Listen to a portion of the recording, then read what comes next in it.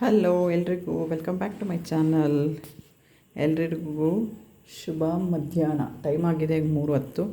ಎಲ್ಲರೂ ಹೇಗಿದ್ದೀರಾ? ಚೆನ್ನಾಗಿದ್ದೀರಾ ಅಂತ ಭಾವಿಸ್ತೀನಿ. ಸೋಮವಾರ ಮಧ್ಯಾಹ್ನ ಪೂಜೆ ಕೂಡ ಮಾಡಬೇಕು. ಎಲ್ಲ ರೆಡಿ ಮಾಡ್ಕೋತಾ ಇದ್ದೀನಿ. ಓಕೆ, ಕಳಸಕ್ಕೆ ವಿಳೆದೆಲ್ಲ ಇಟ್ಟಿದ್ದೀನಿ. ಹೂವು ಹಾಕಿ ಕಡ್ಡಿಸಿ ದೀಪ ಹಚ್ಚಬೇಕು. ಈಗ ಇನ್ನೂ ಮಧ್ಯಾಹ್ನ ಅಲ್ವಾ, ಹಾಗಾಗಿ ಪಾತ್ರೆ ಕೂಡ ಎಲ್ಲ ವಾಶ್ ಮಾಡಿದಾಗಿದೆ. ಇನ್ನೊಂದು ಸ್ವಲ್ಪ ಪಾತ್ರೆ ಇದೆ, ವಾಶ್ ಮಾಡಬೇಕು. ಹಾಗೆ ಕೂಡ ಮೊಸೊಪ್ಪು ಮಾಡೋಕ್ಕೆ ಸೊಪ್ಪು ಬೇಯಿಸೋಕೆ ಇಟ್ಟಿದ್ದೀನಿ.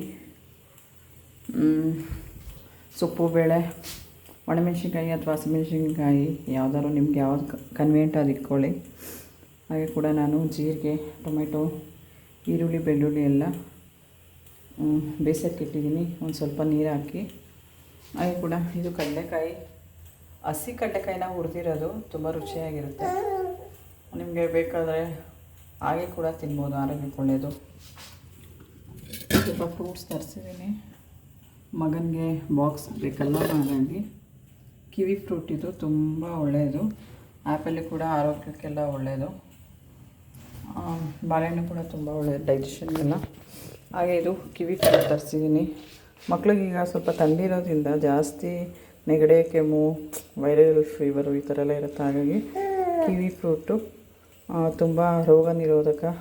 ಅದು ಸ್ವಲ್ಪ ಹಣ್ಣಾಗಬೇಕು, ಇನ್ನೂ ಸ್ವಲ್ಪ ಕಾಯಿದೆ.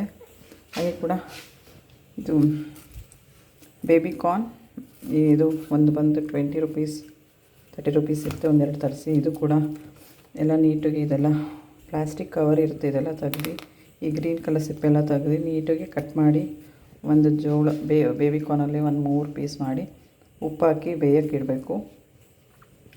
ಇದರಲ್ಲಿ ತುಂಬ ಕ್ಯಾಲ್ಶಿಯಂ ಅಂಶ ಇರುತ್ತೆ, ತುಂಬ ಒಳ್ಳೆಯದು. ಅಂದರೆ ಎಳೆಕಾಳು ಇರೋದ್ರಿಂದ ಸ್ವಲ್ಪ ಹಾಲು ಥರ ಕ್ಯಾಲ್ಶಿಯಮ್ಗೆ ತುಂಬ ಒಳ್ಳೆಯದು, ತಿನ್ಬೋದು.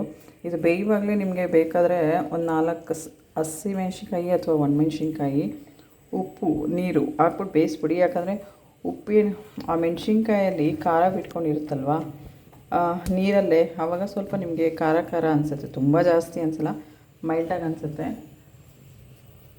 ಹಾಗಾಗಿ rich in calcium baby corn.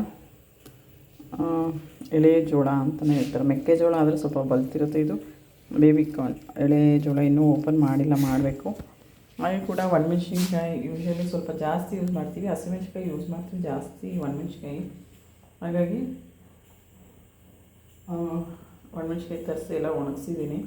ಇದು ಸ್ವಲ್ಪ ಮೆಣ್ಸಿನ್ಕಾಯಿ ತೊಟ್ಟು ಬಿಡಿಸಿಟ್ಕೊಂಡ್ರೆ ಎಲ್ಲ ಸಾಂಬಾರಿಗೂ ಕೂಡ ಯೂಸ್ ಮಾಡ್ಬೋದು. ಬಸ್ಸಾರು ಮತ್ತು ಬಾತು, ಅವಲಕ್ಕಿ ಉಪ್ಪಿಟ್ಟು, ಚಿತ್ರಾನ್ನ, ಪುಳಿಯೋಗರೆ ಎಲ್ಲದಕ್ಕೂ ಯೂಸ್ ಮಾಡ್ಬೋದು. ಸಣ್ಣ ಮೆಣ್ಸಿನ್ಕಾಯಿ, ಇದು ಚೋಟ್ ಮೆಣ್ಸಿನ್ಕಾಯಿ ತುಂಬ ಸಣ್ಣ ಇದೆ.